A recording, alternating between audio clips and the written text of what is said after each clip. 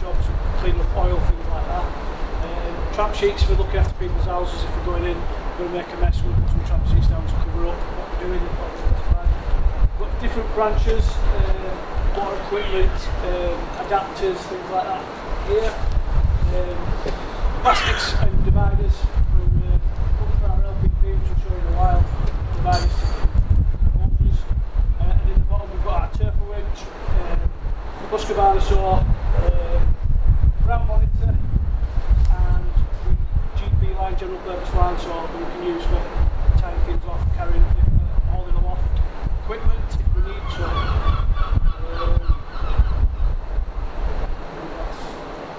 That's in there.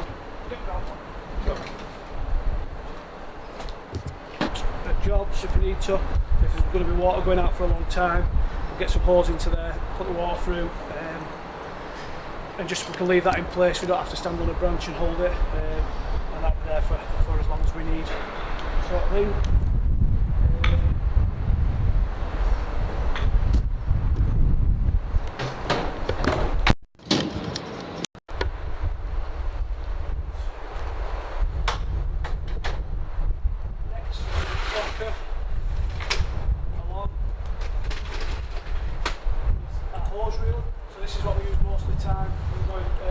Into a fire or car fire or anything like that, we tend to use that first.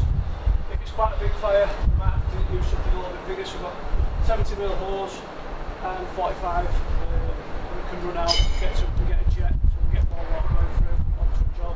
But exactly the same on the other side. We carry 6 70s and 45 on each side. We have 2 more 45s in the back. We also carry spare cylinders for the VA sets. In these 2,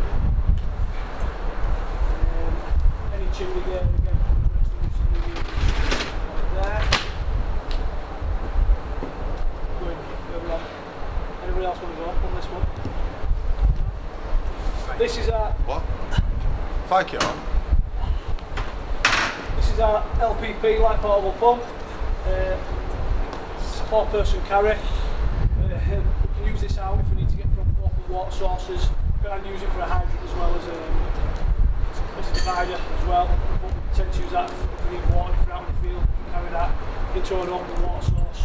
Use that if we can't get the water enough. Quite loud, not very light, but does the job we need. So, last one. This side. A bit of a mixture of everything really. So up the top, we've got sheets, we've got all the different boxes that we need. So we've got water, gain and entry, electric, we've got some canisters that we use for the extinguisher, first aid equipment, so we've got a full first aid bag, lots of other bag that we have, go out, fuel cans if we need. Home fire safety checks, so we'll go out and check fire alarms, things like that, put smoke alarms up for people. Use that bag there, so it's got different things in. We've also got the arson threat bag that will go out if anyone needs an arson referral. The arson referral will go and we'll put smoke alarms, heat detectors, light locks for the bins, all sorts of things there. Little bits of other things, we've got steps, meters there for if we've got more than fires, so we can go up there, beat the flame back down, stop it spreading. Hose ramps. Again, if we put our big hoses out, we can use these to make sure that you can run over, you can't squeeze over past. Pet first aid, so if we come across any animals that have been inside, we give them O2 therapy there. And we've got petrol helmets, and that's this for this side, really. Yeah. So this is the pump, so this is where we get our water from. The tank's in there, it's got 1,000 litres of water on. We've got 3 deliveries. Get water from the hydrant into here. We can also go from open water again and get water straight into the fill there for water. Carry foam. On this side we've got foam. We can use on car fires or oil fires, things like that. 2 45s for if we're going into a high-rise building. We'll use these. We can carry those up and they'll expand up there a lot easier to achieve over up. Got 3 lots of hard suction, or 4 with this little top as well. Triple extension ladder, and we've got our 13.5 ladder, which is the big ladder, to get it as high as we can. Also, it's all done by electronic here. You can select the different types of bar pressure. This controls the hose reels on both sides as well. We probably use 25 bar. We said about 9 minutes for a full tank with hose on.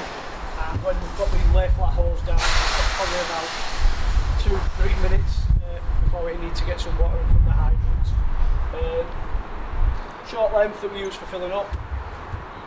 Standpipe key and bar, again for using hydrants to making sure. Right, so on the other side of the appliance now we have what we call our RTC locker. So unfortunately we have to be prepared to attend road traffic collisions, and this is some of the equipment that we can use for it. It looks big and heavy, and it unfortunately it is, but it's there to do a job. We also have a various collection of hand tools which are fairly new to the service, but it can be really useful and save time in aiding to get someone out of the vehicle if needed. The equipment in front of me is hydraulic, works by a pump and hoses. And we can spread, we can cut, and we can squash where needed. We have some rams as well, which can push the vehicle as required. Chocks and blocks to assist in stabilisation. Big door key, big red key. So if need to get in somewhere fairly quickly, we can use that. And a big firefighter. Various hand tools.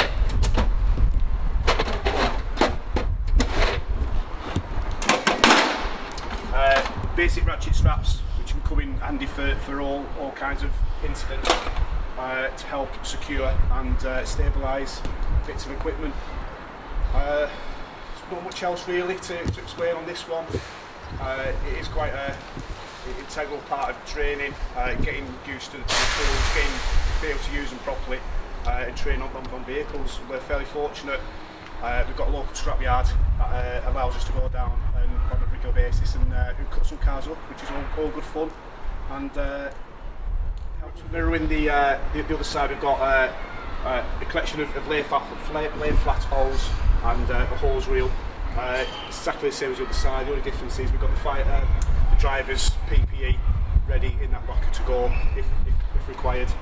Spare cylinders again either side.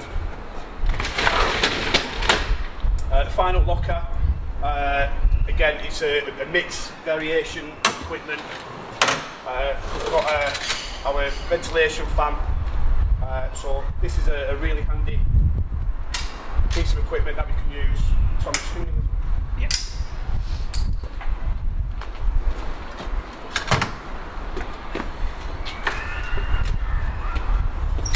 So it's a fan that we can use to blow contaminated smoke or contaminated products from a building if required.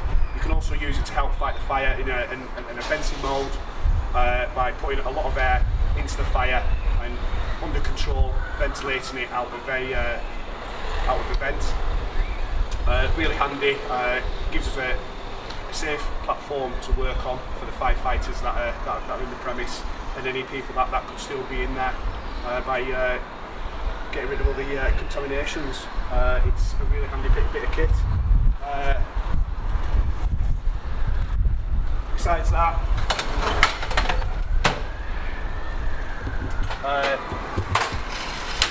something Blackpool is famous for is its trams.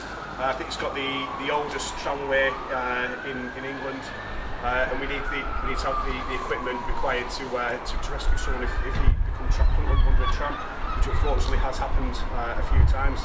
So we've got 50-ton bottle jacks to lift the trams, and all the associated equipment. It works on the same principle as the RTC equipment, but it's all done by hand.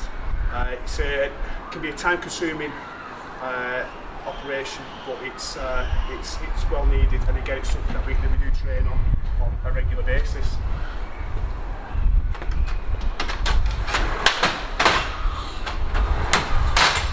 Stabilisation.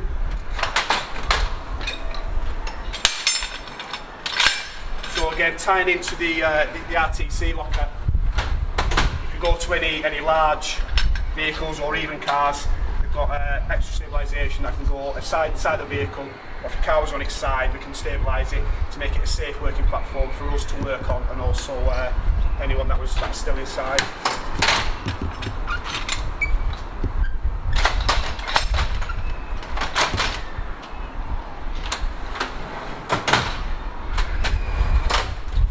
Various bits of equipment. Something as simple as a spade or a shovel, again, comes in really handy. We carry all sorts of stuff that is quite unique to the fire service, but other stuff that is really random as well. Small axes for BA if required.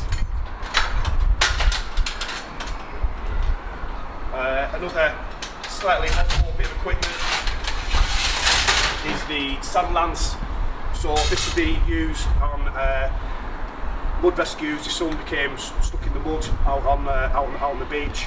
We can connect our hose reel to this, and it just fires a small jet of water through to loosen the sand and hopefully be able to get someone out if they became stuck.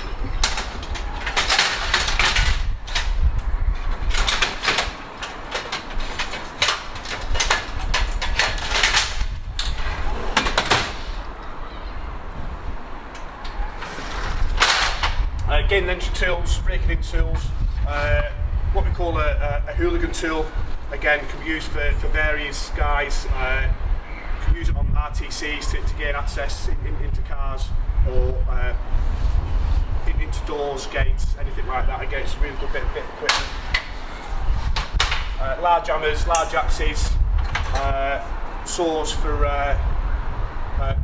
bushes, anything like that we might need to remove if required. Chimney rods. So in this bag are a set of rods similar to drainage rods. They'll connect together. We connect a hose to it. We can stick it up a chimney to extinguish any chimney fire that might exist.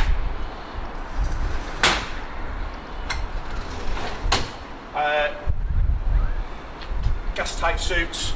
So we attend hazardous substances, and if anything was become harmful to us, we've got gas tight suits there which we use in conjunction with breathing apparatus, and these are just command and control piece of equipment to help us manage the incident.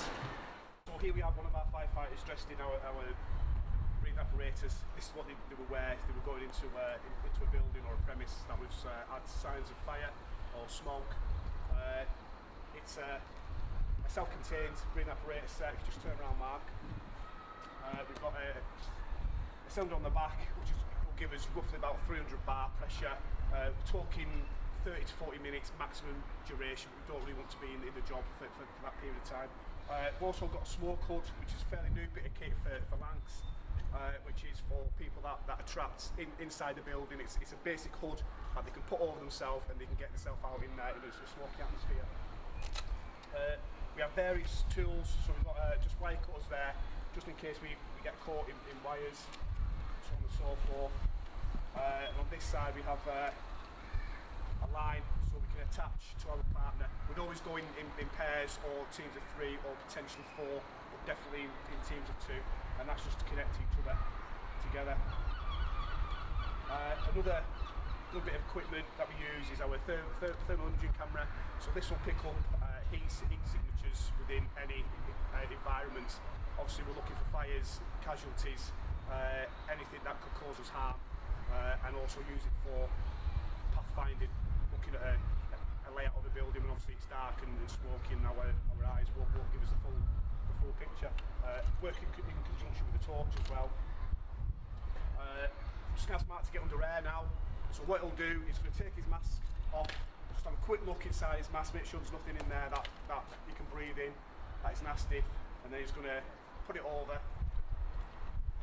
do what we call a face test, a sub test. So he's going to draw it to his face, make sure he's got that full seal, that we need, tighten the straps up, and then before we run out of air, it'll open the cylinder and be able to breathe.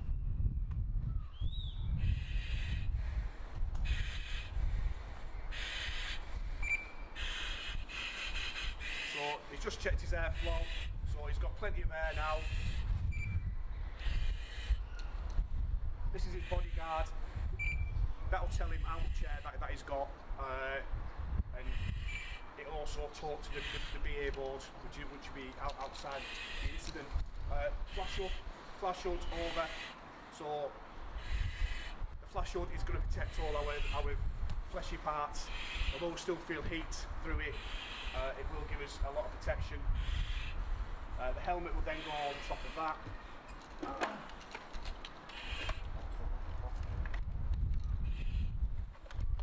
Fabulous. And this is all done at a really fast pace. Obviously, if we turn up to a job and there's someone in a building, what we call persons reported, this will be done really rapidly, enables us to get in.